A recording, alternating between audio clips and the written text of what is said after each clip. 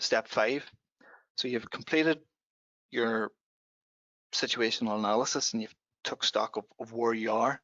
You've set goals in step 2 as to where you want to go. You've defined your target audience and created personas in step 3. You've now devised the types of content that's going to resonate with your audience in step 4. Now it's time to sort of execute the strategy and start to measure what's working, what's not working. And if it's not working, iterate or adapt or change your strategy or change the types of content or who you target. I've compiled a list. Well, here is actually an example of a premium social media monitoring platform called Sprout Social, I've mentioned, and we'll speak a little bit about that later, but you can see obviously it has group reports, Twitter reports, Facebook reports, Instagram reports, and it compiles everything, but we'll speak a little bit about that later. So that I've devised some top tips for measuring the effectiveness of your social media strategy. And the first thing to, I think, say is that accept that it's fairly unlikely that you're going to get your strategy right the first time. I think some of the top brands, even Nike and Coca-Cola, would admit to lots of trial and error in getting their social media strategies right. So be aware, it is a process, and it's not it didn't work the first time, let's forget about social media. It is a process that you need to refine.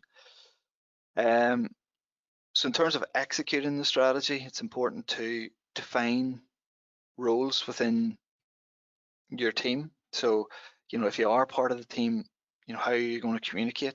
Are you going to just email back and forward? Or are you going to have weekly meetings to update progress? Defining roles in terms of who publishes, who creates the content, who analyzes. Is it one person?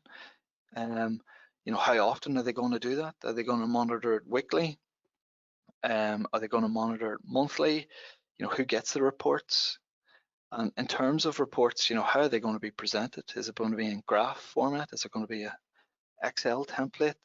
There are several free templates that you can find online by simply Googling social media reporting Excel template or PowerPoint template, and you'll be able to use some of those.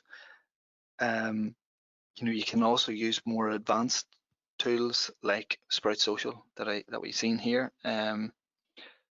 What they do is basically create a feed to each social media platform and pulls everything together, and you can compare like for like, so you can see your audience growth rate in this graph. You have Twitter, Facebook, Instagram, and LinkedIn, and you can see on a sort of daily basis how they peak and trough in terms of the followers that you've gained every day. So a really sort of intuitive platform, and you can expect to pay probably around £30 a month to even up to £200 a month for some of these platforms, depending on how many social media platforms you have. But these platforms typically come with other tools as well, not just reporting tools, so they can help you with things like scheduling posts and so on. So they are worthwhile if you're serious about social media.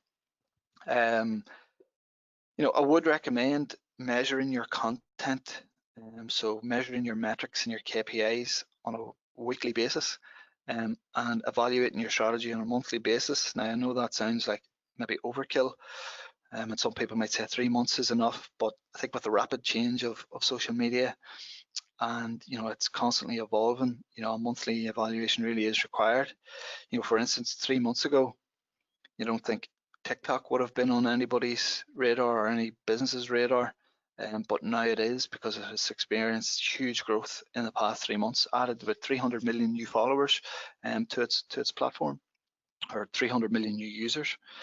So in terms of monitoring and measuring, what are the key metrics that you need to look out for? So here are some of the broad goals on social media that we spoke about. So increasing brand awareness. So what are the metrics that we can measure? So reach.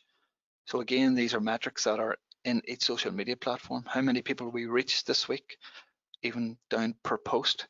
How many people viewed our content? How many people viewed our videos? If you're running ads, how many times did your ad appear, or called impressions? engagement rate, which we'll speak about a couple of points down. Generate leads and sales, if that's your overall goal. How many people came from social media to your website and inquired? How many inquiries did you get on your Facebook Messenger platform?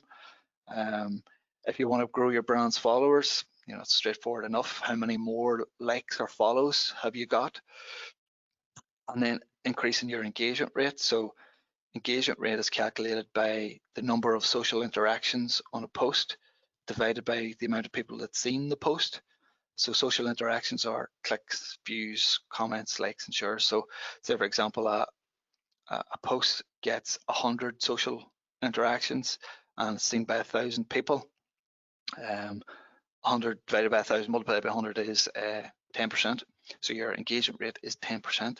Now, engagement rates used to be on average around 7%. They've probably decreased to about 1%, depending on social platform, industry, and so on. So if you're hitting around 1%, that's probably typical. If it's more than that, you're doing something right.